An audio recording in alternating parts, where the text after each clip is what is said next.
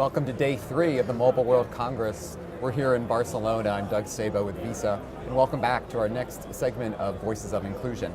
I'm joined here today with Daniel Radcliffe, who's a program officer with the Financial Services for the Poor program at the Bill and Melinda Gates Foundation.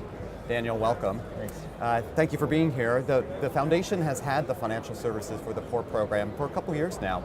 Can you talk about why the focus on financial services for the poor in the foundation? Yeah, I think the logic was that poor people live their financial lives in cash today, which creates huge frictions in their daily financial life, and it creates a wedge between them and formal providers, whether it's banks, insurance companies, electricity companies, who not only have to worry about laying electrical grids in poor and rural communities, but also, gosh, I have to collect payment now from all these people who live their life in cash.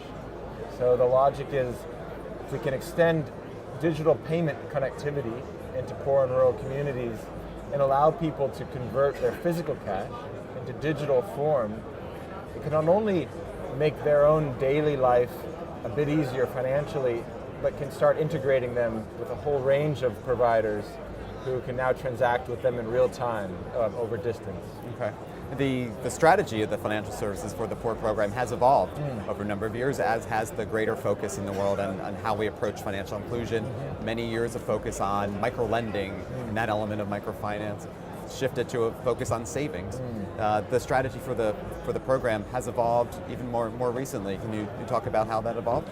Yeah, sure. So if you look back 2 years ago, the Gates Foundation's Financial Inclusion, Financial Services for the Poor team was betting on a whole range of approaches to increasing the poor's access to savings, whether it's one being mobile money, agent banking, digital payments, that's one work stream, but also things like savings groups, informal savings groups, or taking microcredit institutions and integrating them with a savings work stream, to taking cooperatives and boosting their capacity to expand out into poor and rural areas.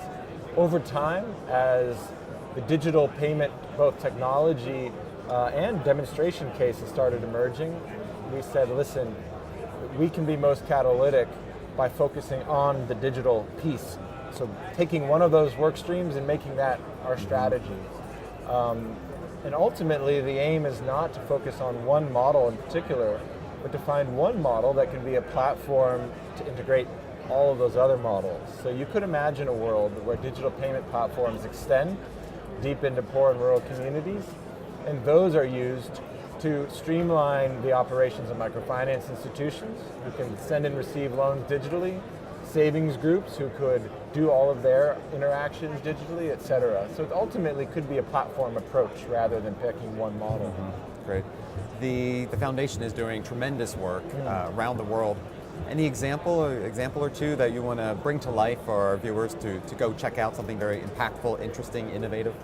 Yeah, I think one of the more recent projects launched is the Better Than Cash Alliance, which I think is worth looking at quite closely, in that I think 5 years, 10 years from now, the philanthropic money in financial inclusion will be focused more and more with government ministries who are trying to improve their social welfare programs and service delivery.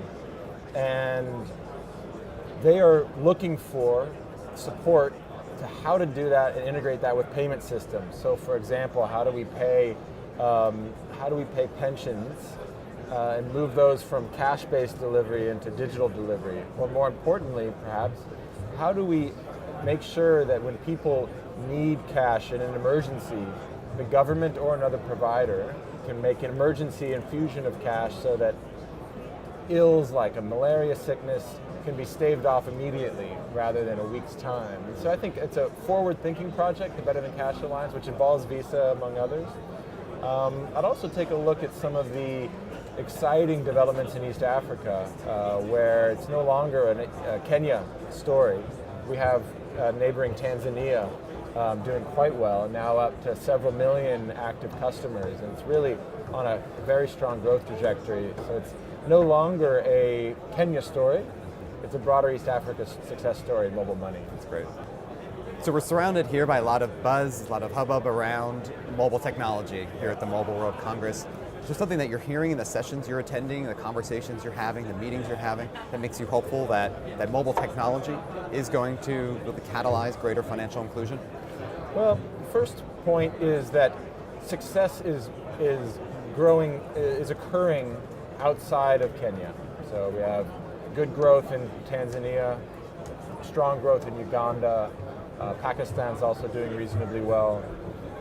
Perhaps what makes me most excited is that we have very serious players now going in whole hog in this mobile money game. And I think this is a very complex scale game that's going to require some pretty serious investment by a range of providers. And if you look 4 or 5 years ago, there's a lot of niche players who were developing built for purpose, customized solutions. Now we're seeing the Visas of the world getting into the game. Pretty much any telco in the world is now seriously looking at the space. You have more and more senior regulators and government ministers giving serious attention to how to catalyze mobile money and mobile payments. And so it's becoming an increasingly hard field for a donor to figure out where their sweet spot is. And I can find that very encouraging, quite frankly.